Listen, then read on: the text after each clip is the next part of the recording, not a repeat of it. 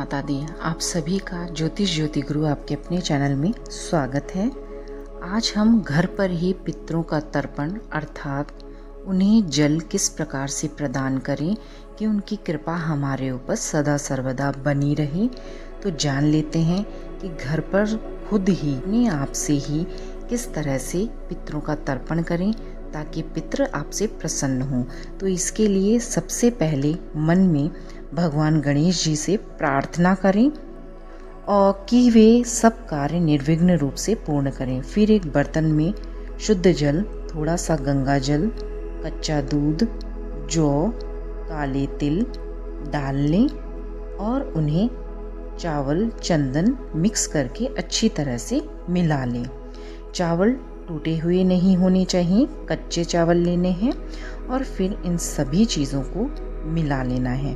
पात्र इतना लें कि हमें श्रद्धांजलि के तर्पण के रूप में अर्पित करना है उन्हें पितरों को जल, तो थोड़ा सा ज़्यादा ही लें। अब उसमें दक्षिण की ओर मुंह करके कुशा या जिसे दरभा भी कहा जाता है उसको डबल मोड़कर दाहिने हाथ में आड़ा करके इस तरह से पकड़ लें कि अंगूठे के नीचे दब जाए और पूरी हथेली में आधी कुशा आए और थोड़ी सी अंगूठे के नीचे दब जाए। सीधे हाथ में आपको पकड़ना है और इस प्रकार से आपको उनको जलांजलि देनी चाहिए। ते पितृ तीर्थ मुद्रा भी कहते हैं। पहले अपने गोत्र का नाम लेते हुए कहें, जो भी आपका गोत्र है उस गोत्र का नाम लें। हमारे सभी पितरों से प्रार्थना है कि वे सभी आएं और इस जलांजलि को स्वीकार करें। तो पहले अपने गोत्र का नाम ले लें। जो भी आपका गोत्र हो उस गोत्र का नाम लेते हुए उस गोत्र के सभी पितरों से प्रार्थना करनी चाहिए वे हमारे द्वारा दी हुई जलांजलि को स्वीकार करें। इसके बाद अपने पितरों को 3 जलांजलि देनी चाहिए। हर पितृ के नाम से 3 जलांजलि देनी चाहिए। जैसे कि पिता के नाम से 3 जलांजलि, फिर दादा अगर नहीं है तो उनके नाम से, पिता नहीं है उनके नाम से, इस तरह से 3 जलांजलि देनी चाहिए। जैसे जो भी व्यक्ति जलांजलि दे रहा हो वह अपने पिता का नाम बोले, श्री जो भी नाम हो उनका गोत्र बोले की तृप्ति के लिए यह तिल सहित जल अर्पण करता हूँ या करती हूँ। तस्मै स्वधा नमः, क्योंकि जब भी पितरों को तर्पण दिया जाता है तो स्वधा देवी का नाम लिया जाता है। जो भी भोग होता है उसे सीधा पितरों तक पहुँचाने का कार्य स्वधा देवी ही करती हैं। स्वधा देवी स्वाहा कहने के बाद जल दूसरे पात्र में अर्पण कर देना चाहिए। सीधे हाथ का जो जल है उसे किसी खाली पात्र में डाल दें और दूसरे हाथ में लोटा पकड़े हुए रहें। तो इस तरह से 3 बार जलांजलि देनी होती है। फिर इसी तरह से दादाजी के लिए दी जाती है।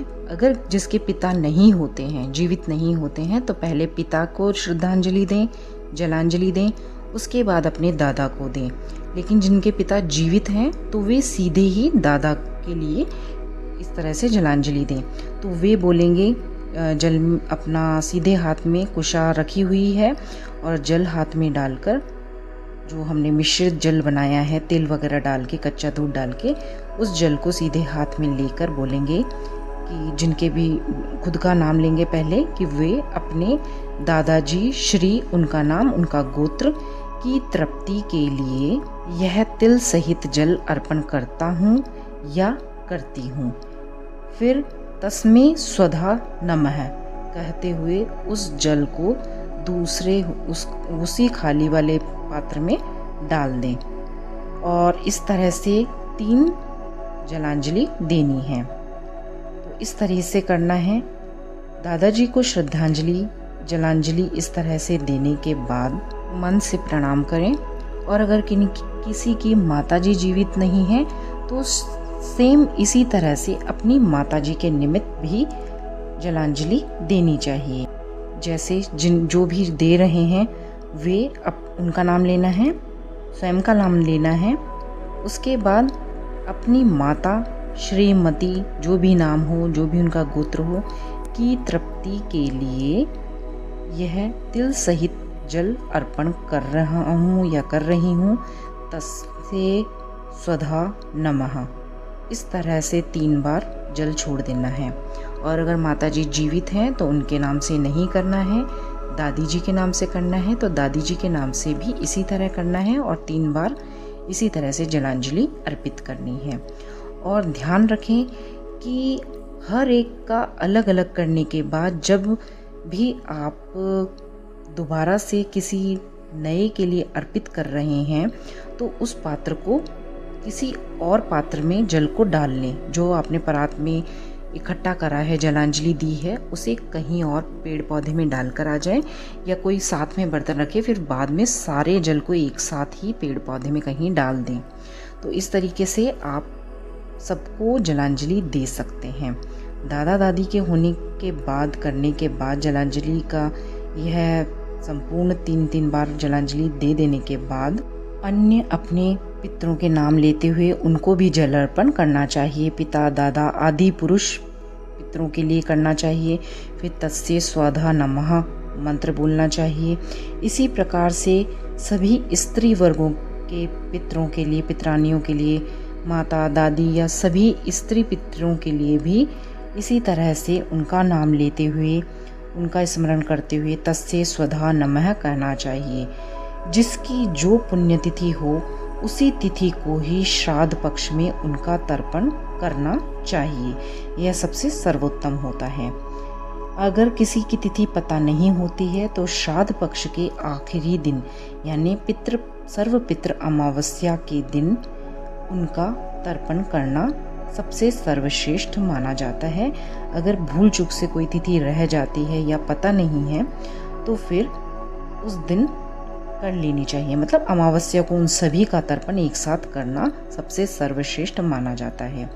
इसके बाद लगातार जलधारा छोड़ते हुए उसी प्रकार पितृ तीर्थ मुद्रा से, मतलब हाथ की अंजलि बनाकर और अंगूठे के नीचे कुशा को दबाकर और बाकी की कुशा अपनी हथेली में आ रही हो, इस तरह से मुद्रा बनाकर सारे प्राणियों के लिए इस प्रकार कहते हुए जल अर्पण या तर्पण करना चाहिए।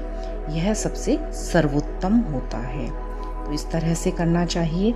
जो नरक आदि में यातना भुगत रहे हैं और हमसे जल पाना चाहते हैं, उन सभी की तृप्ति के लिए भी जल देना चाहिए, अर्पित करना चाहिए, तर्पण करना चाहिए।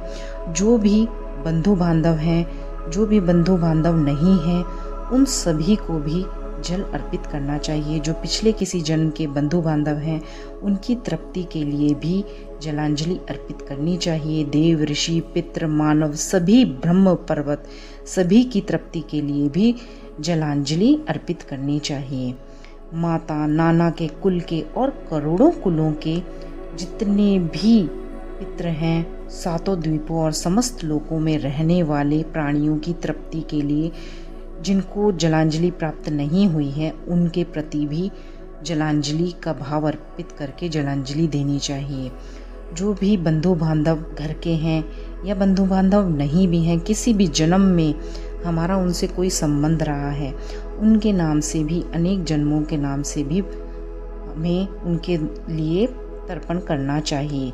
इस जल से पूरी तरह से वे तृप्त हों, यही प्रार्थना करनी चाहिए। इसके बाद ब्राह्मण को भोजन कराना चाहिए, गाय माता को रोटी खिलानी चाहिए और फिर बाद में पूरे परिवार को भोजन करना चाहिए। और हो सके तो पितृ स्रोत का पाठ भी अवश्य ही कर लेना चाहिए। तो ऐसा करने मात्र से ही पितरों की असीम कृपा प्राप्त होती है। इसके बाद में पूजा के स्थान पर काले तिल छोड़ते हुए कहना चाहिए कि हे पितृ देवताओं, आप ये जलांजलि, भोग सामग्री जो भी आपको अर्पित की गई है उसे स्वीकार करें, हमें आशीर्वाद दें। इस प्रकार श्राद्ध पक्ष में तर्पण करने से पितरों को बहुत अधिक प्रसन्नता होती है, वे तृप्त होते हैं और अपना आशीर्वाद हमें प्रदान करके इस लोक से वापस पितृलोक को पधारते हैं। तो ऐसा करना सबसे सर्वोत्तम होता है। इस प्रकार से, इस क्रिया से आप घर में ही बिना किसी पंडित जी की सहायता से स्वयं भी पितरों का तर्पण कर सकते हैं। तो सर्वपितृ अमावस्या के दिन आप यह पितरों का तर्पण विधि अवश्य ही अपनाएं और अपने पितरों को तृप्त करके उनका आशीर्वाद प्राप्त करें। जय माता दी। बहुत बहुत धन्यवाद और नमस्कार।